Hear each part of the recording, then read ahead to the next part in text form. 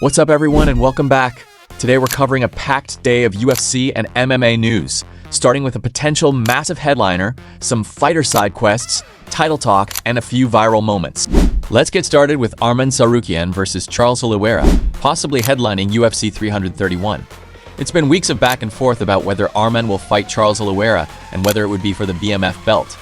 More rumors are now circulating that the fight is currently in the works and looks set to be the headliner. According to a new report from Red Corner MMA on X, according to our sources, a fight between Arman Tsarukyan and former UFC lightweight champion Charles Oliveira is in the works to headline UFC 331 in Los Angeles, California. You might remember that Joshua Van and Alexandre Pantoja were supposed to headline UFC 331 for the flyweight title. If these reports are correct, they would now be co-headlining. That makes it even weirder that the Arman Oliveira fight wouldn't be for the BMF belt. Why the UFC chose not to give Arman a shot at the BMF title is still unclear, but it doesn't look like that will happen. We'll keep you updated on any further news regarding the event. Speaking of Arman, in a new interview, he was asked how his wife reacts to him flirting with Nina on camera. Here's what he said. "Well, it's a show. We're making a show, a series, and I'm doing my job. She's doing hers. People believe anything, even though none of it is real. My family isn't involved in my work. What I do on social media is strictly business. I made it clear that no one should interfere with my work. It makes no difference what I'm doing or who I'm filming with." It sounds like Arman has strict rules about his personal life and work. At the end of the day, the collabs have been lucrative. Arman was just spotted on a Lamborghini yacht a few days ago, which is serious money even for rental. Arman was also spotted yesterday competing at a Hyrox event. For those who don't know, Hyrox is an indoor fitness race that combines 8 kilometers of running with 8 functional workout stations designed for all fitness levels. People were calling him out for doing almost everything except fighting in the UFC. Side quest Arman for a reason. But if the reports are true, he has his next fight booked and is probably preparing for camp. In their potential rematch, who do you think wins? Arman or Charles? Michael Morales has no faith in Garry beating Islam Makhachev. The welterweight title picture had too many contenders and directions for a while. A few weeks ago, we finally got word that Islam would fight Garry. Morales had been the other big name in the mix and even posted photos with Hunter Campbell while saying he had confirmation he was next. But the UFC went with Garry. Morales recently spoke with Danny Segura from MMA Junkie on Abimos MMA. Asked about the matchup, Morales said he sees a 0% chance for Garry. Zero chance. You might not believe it, but the card at the White House, I predicted every fight. I don't see Ian with many chances. It would have to be a brutal shot that stops Makhachev.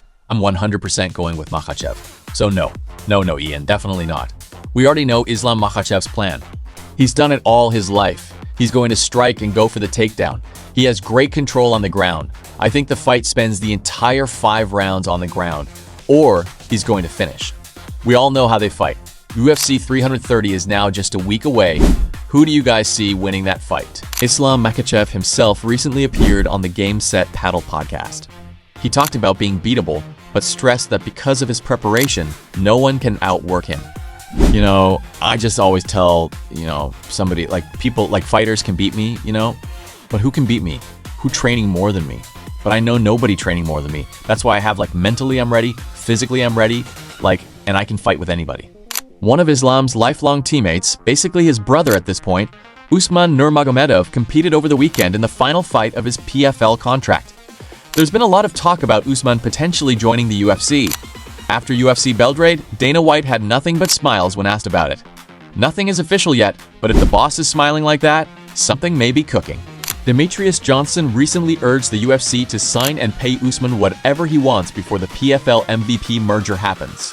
If I was Dana, I would pay Usman whatever he wants to take him away from the PFL merger because it's, you're stealing a star from their organization.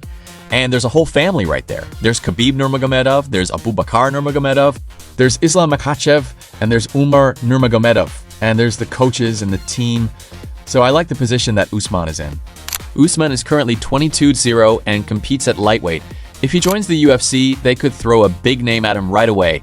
Maybe someone like Ilia Topuria, given the bad blood with Makhachev. Money is one part of any deal, but as a PFL champion, he might want more.